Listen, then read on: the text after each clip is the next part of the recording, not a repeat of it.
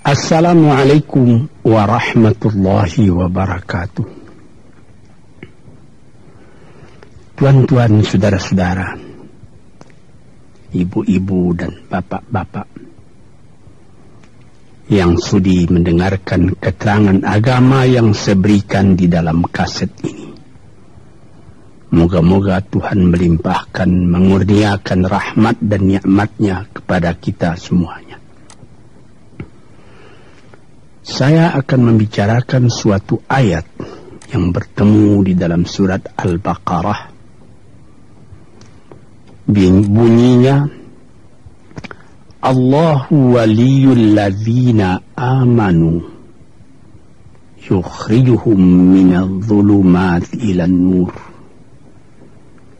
Walladzina kafaru awliya'uhumut taghut yukhrijunahum minan nuri ila dhulumat. Artinya, Allah adalah menjadi pemimpin bagi orang-orang yang beriman, orang yang mempunyai kepercayaan yang teguh. Dan Allah, apabila orang itu telah betul-betul menganggap Allah menjadi pemimpinnya, Allah pun menjamin mengeluarkannya daripada gelap gulita kepada terang benderang. Gelap gulita kebodohan kepada kecerdasan. Gelap gulita kehidupan tak tentu arah kepada tujuan yang sejati. Sebaliknya, orang yang kafir yang tidak percaya kepada Allah, maka sebaliknya yang terjadi, daripada terang benderang, dia akan dipimpin oleh taghut, oleh kekuasaan yang bukan bersandar kepada Allah. Yang demikianlah yang akan mengeluarkannya daripada terang benderang kembali ke dalam gelap gulita. Oleh sebab itu, rohani manusia itu adalah melalui di antara gelap dan terang kehidupan itu, di antara terang dan gelap kehidupan. Kalau sekiranya jasmani kita, kalau sekiranya badan kita yang lahir ini diberi cahaya oleh matahari yang terbit di waktu pagi, yang terbenam di waktu sore, rohani kita pun diberi juga terang oleh suatu yang lebih terang dari matahari, yaitu petunjuk dan hidayat Tuhan. Di dalam Al-Quran, Tuhan memberikan bujukan, memberikan jiwa besar kepada orang-orang yang beriman itu.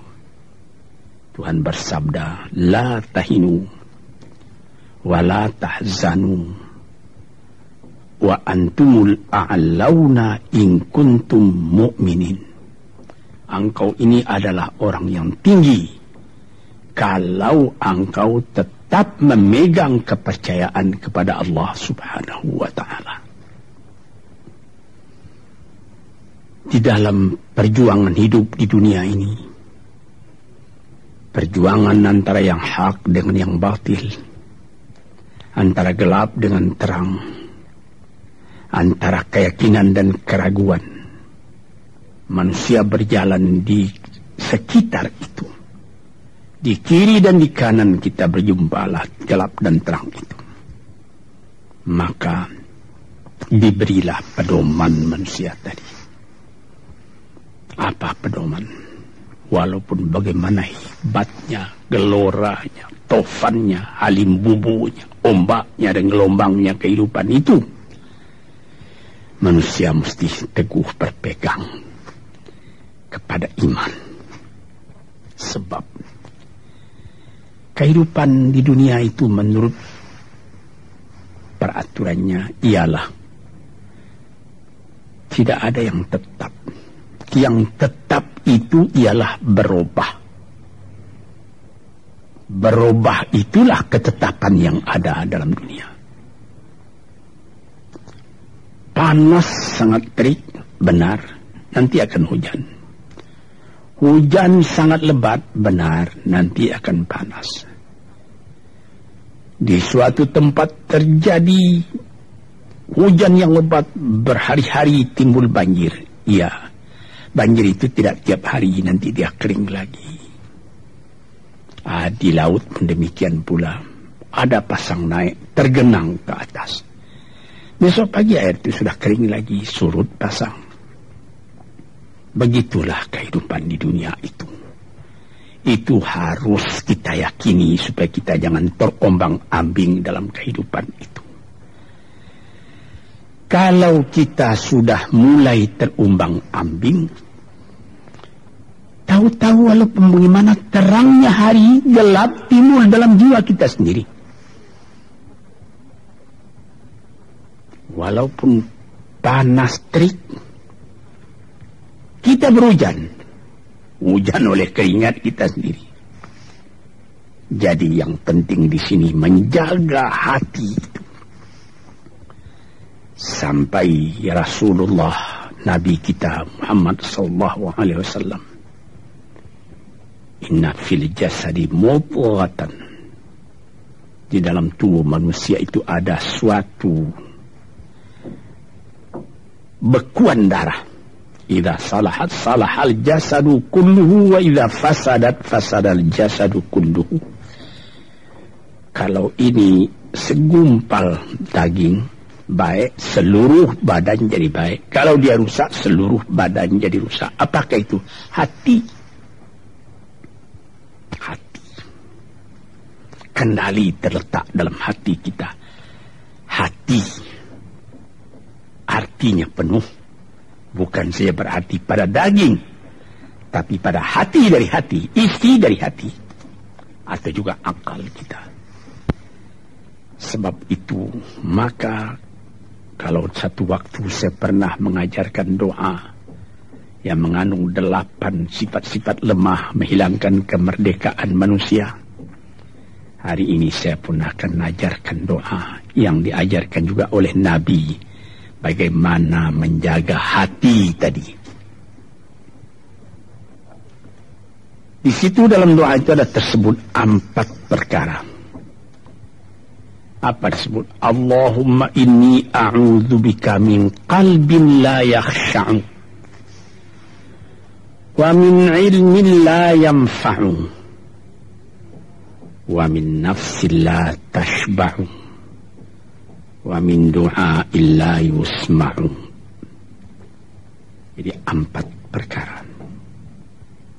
Yang pertama, Allahumma inni a'udzubika min qalbin la yakhsha. Aku sangat berlindung kepada Engkau ya Allah, janganlah sampai terjadi hati saya itu tidak khusyuk lagi. Ini bahaya ini. Mulai bahaya, mengancam kepada manusia. Kalau hatinya tidak khusyuk lagi. Hati khusyuk yaitu hati itu tentu jelas tujuannya kepada Allah. Allah menjadi pegangannya. Allah menjadi bentengnya. Allah menjadi ingatannya. Allah menjadi tujuannya. Dan kepada Allah dia kalau sembahyang menghadapkan diri, menghadapkan hati, maka permohonan kita yang pertama kepada Tuhan, ya Tuhanku, janganlah sampai hati saya ini tidak khusyuk lagi. Sebagai orang Islam, kita sembahyang 5 waktu. Di dalam Al-Quran dikatakan sembahyang itu ialah khusyuk, terpadu ingatan kepada Tuhan. Tapi kalau kita sudah, hati itu sudah mulai ditumbuhi penyakit, walaupun sembahyang, mulai sejak Allahu Akbar, pikiran sudah menjalar kepada yang lain. Piutang belum menerima, utang belum terbayar, makanan belum masak, macam-macam lah yang teringat. Padahal kita dalam sembahyang. Ini apa arti sembahyang tadi lagi? Ini sudah mulai berbahaya ini. Banyak orang yang tidak meninggalkan sembahyang, tapi tidak ada bekas dari sembahyang itu kepada kehidupannya. Di dalam sembahyang kita baca, inna salati wa nusuki wa mahyaya wa mamati lillahi rabbil alamin. Sesungguhnya sembahyangku dan ibadatku dan hidupku dan matiku sama sekali terserah kepada Allah. Ini dirasakan dalam hati, bukan cuma disebut di dalam mulut. Sebagaimana dikatakan, bukan jadi lip and service sebagai seput tangan penggosok-gosok mulut, bukan begitu. Yang dari hati. Kalau sudah dari hati yang khusyuk, ini berbekas kepada kehidupan. Aku tak takut menghadapi segala keadaan dalam hidup, sebab hatiku bertali dengan Tuhan. Dari Tuhan aku datang, kepada Tuhan aku akan kembali. Ini namanya hati yang khusyuk. Tapi kalau sekiranya bacaan tetap fasih, tapi tidak ada lagi dari hati, melainkan rutin saja. Bayang 5 waktu sehari semalam, tapi tidak merubah kepada perangai, tandanya sembahyang tadi tidak khusyuk. Ini yang pertama kita minta kepada Tuhan. Janganlah sampai kita mempunyai hati yang tidak khusyuk, hati yang tidak teringat kepada Allah. Kalau hati tidak ingat lagi kepada Allah, maka segala pekerjaan yang terlarang sudah ringan saja kita mengerjakan. Menipu, berdusta, membujuk orang lain mengerjakan perbuatan yang salah, mencela, memaki. Itu karena tidak ingat kepada Allah, cuma ingat kepada diri sendiri saja. Ini yang pertama. Yang kedua dikatakan, wa min ilmin la yanfa'. Dan aku berlindung kepada Engkau ya Allah daripada ilmu yang tidak memberi manfaat. Padahal disebutkan oleh ahli-ahli, ilmu yang memberi manfaat itu membawa manusia kepada iman. Al-ilmu yad'u ilal iman. Ilmu itu membawa manusia kepada iman. Sekarang sudah ilmu banyak, tapi tidak membawa kepada iman, melainkan membawa kepada celaka. Sudah maju kepandaian orang, ilmu pengetahuan orang, teknologi orang, sains orang, knowledge orang, dan segala macamnya. Tapi tidak ada manfaatnya kepada manusia. Cuma bahaya karena ilmu tadi yang datang kepada manusia. Sebagaimana ilmu manusia di abad ke-20 yang sangat penting, yaitu tentang tenaga atom. Maka timbullah bom atom, bom hidrogen, nuklir. Sehingga manusia diancam sekarang ini oleh bahaya atom itu di mana-mana.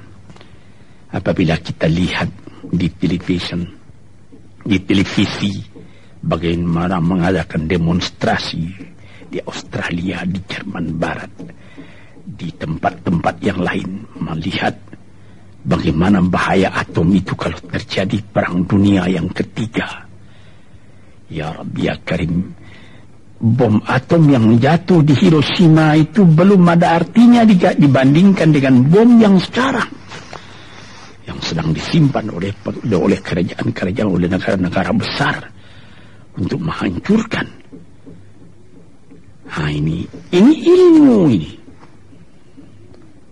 Tetapi ilmu yang membawa bahaya, bukan saja tidak memberi manfaat, bahkan memberi bahaya. Di sini terasa oleh kita bahwa ilmu yang ada itu pun mesti dikembalikan atau dikendalikan oleh iman. Kalau tidak, maka nyawa manusia ini akan dipandang sebagai sampah saja.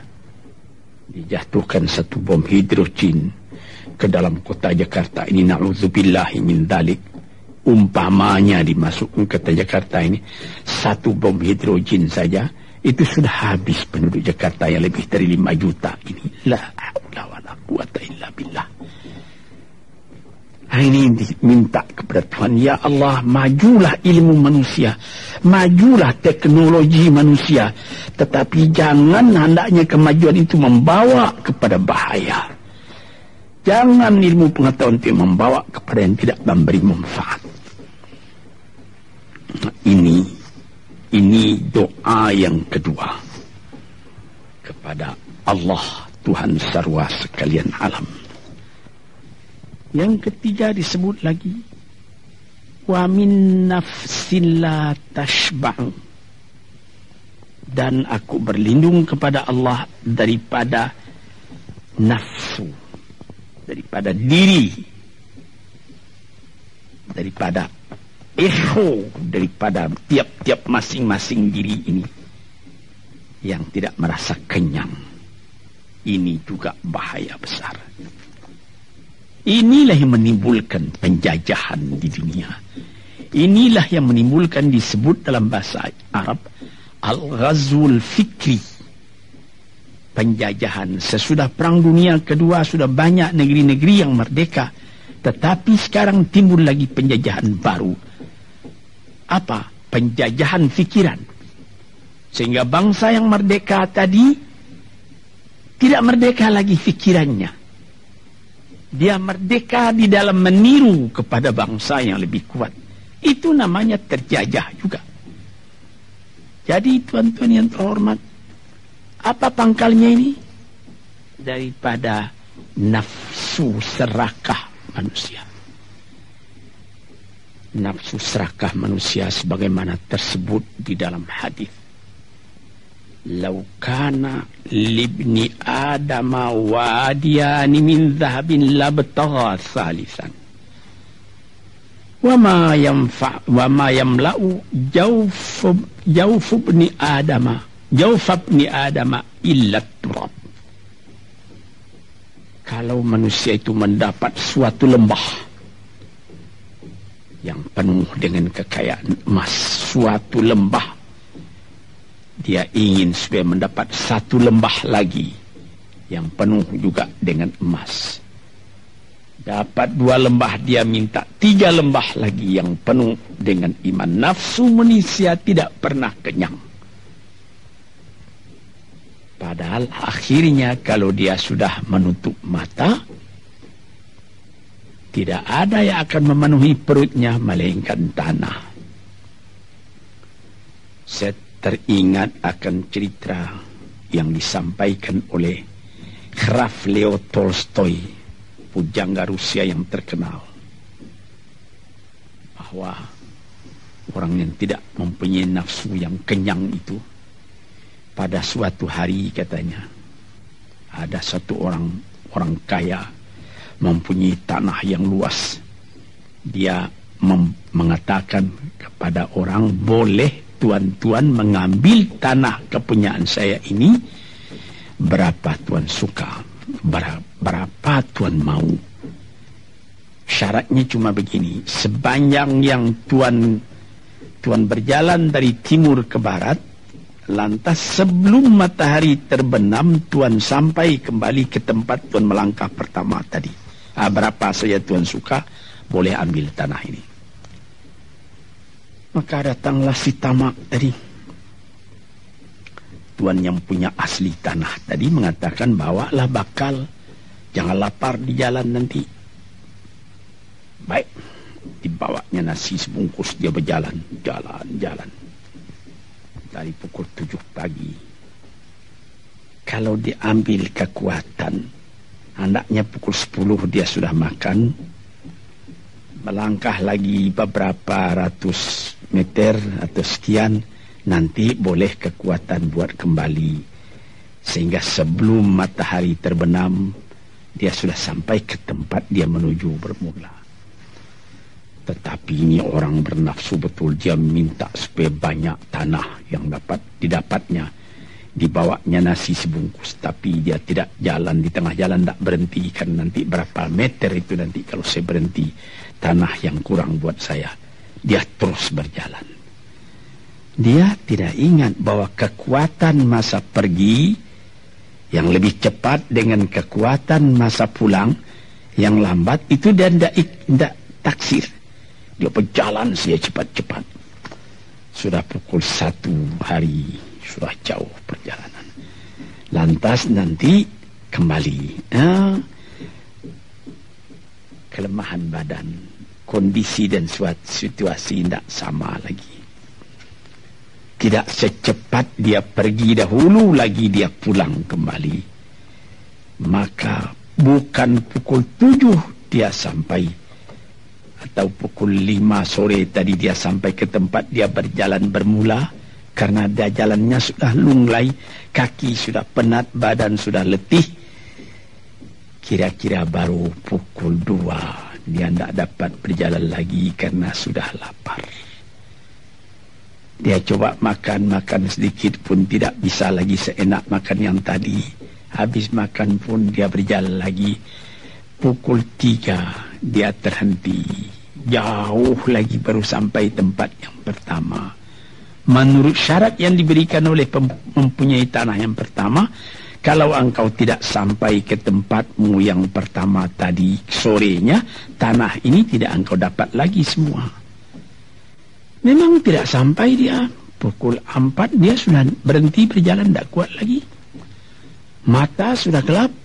Akhirnya karena terlalu capek, terlalu penat, mati dia di tengah jalan. Berapa dia dapat tanah tadi lagi? Cuma sepanjang badannya untuk kuburannya, yang lain tinggal semua. Ini satu misal yang dibawakan oleh Graf Leo Tolstoy yang sesuai dengan hadis Nabi tadi, nafsul la tashba, diri manusia yang tidak pernah merasa kenyang. Kita berkehendak tidak berbatas, tapi tenaga kita sendiri berbatas. Ini kerap kali tidak difikirkan oleh manusia. Dia punya angan-angan, dia punya macam teori yang dikeluarkan. Dia lupa bahwa nanti tenaganya itu akan terbatas karena sakit, karena lapar, karena tua. Sebagaimana pepatah dari nenek moyang kita, tanda-tanda dikirimkan lebih dulu bahwa kita tidak akan lama lagi di sini. Apa? Rambut, gigi, mata sudah mulai kabur. Uban sudah mulai bertabur. Gigi sudah mulai gugur. Kulit sudah mulai kendur.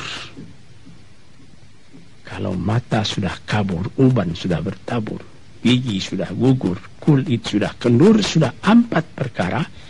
Yang kelima ialah pintu kubur. Nah, ini kerap kali manusia lupa yang demikian.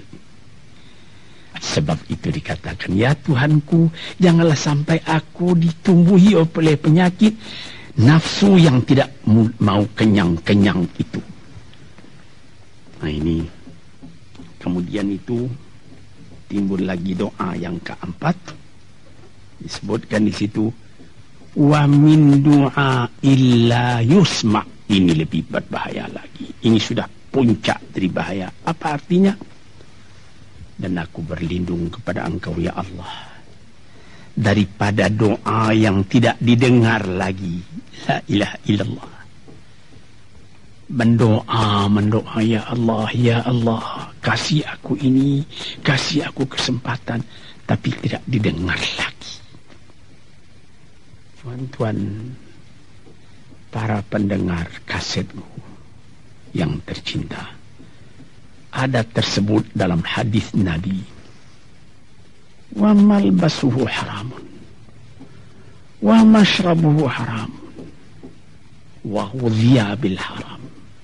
Ya Rabb, ya Rabb, fa'anna yustajabulah. Ash'asa aghbara.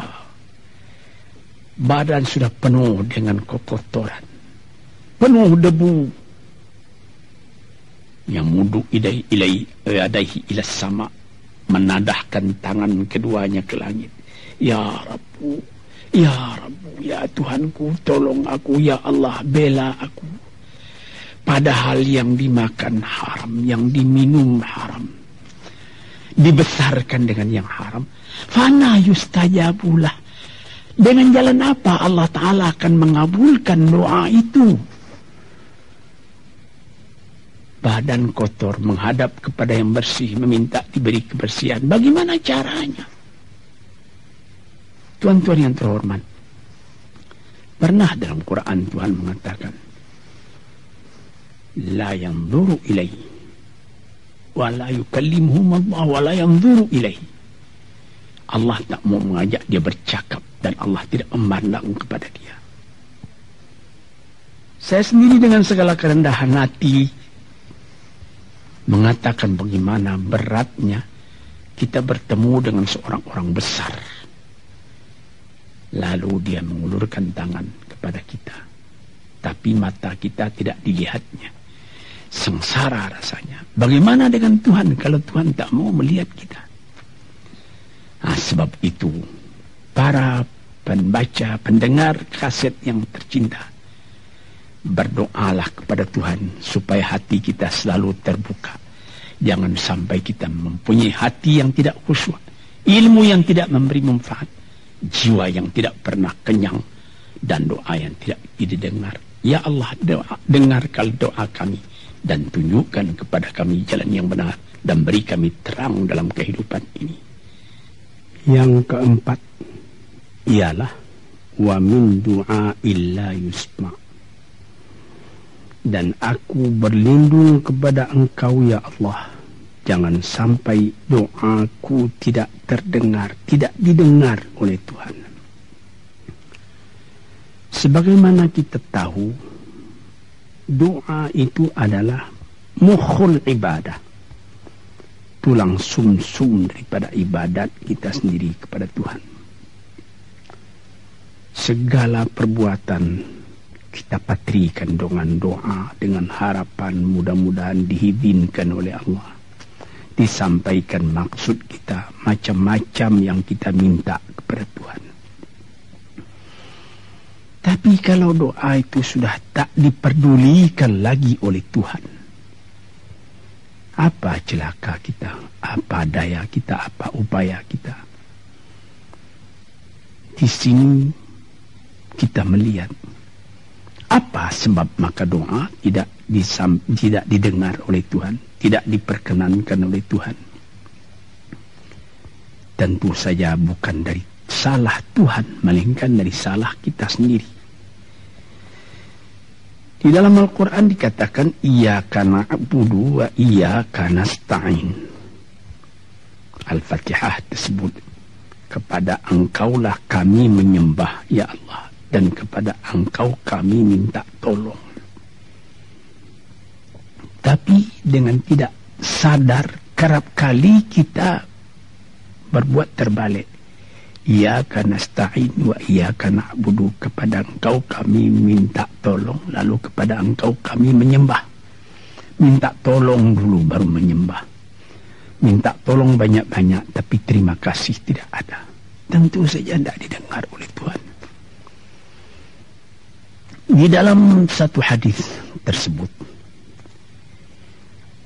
Asy'atha ar-rabbara yamuddu yadaihi ila samai ya Rabbu ya Rabbu, wa mat'amuhu haramun wa mashrabuhu haramun wa malbasuhu haramun wa ghudhiya bil haram fa anna yustajabulah.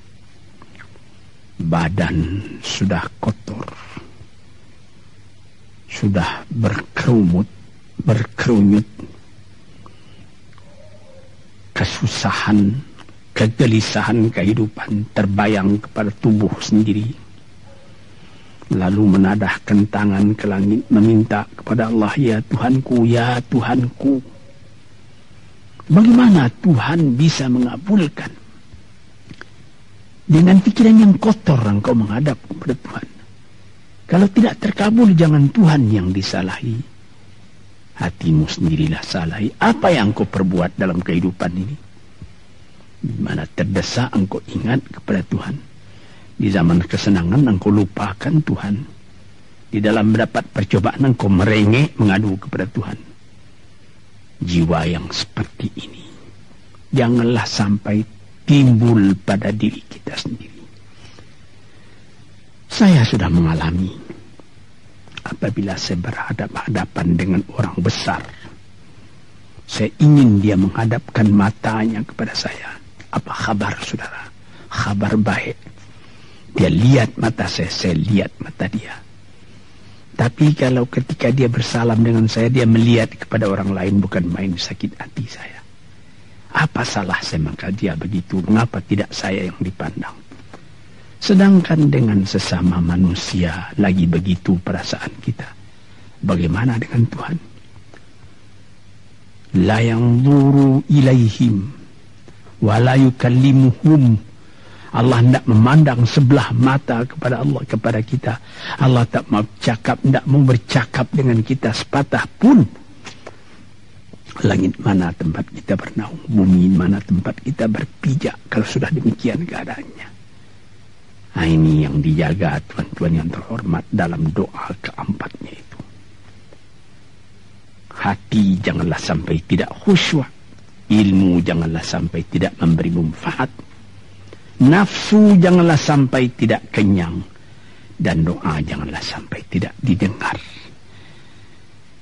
Saudara-saudara, moga-moga Allah memberikan kepada kita hati yang terang.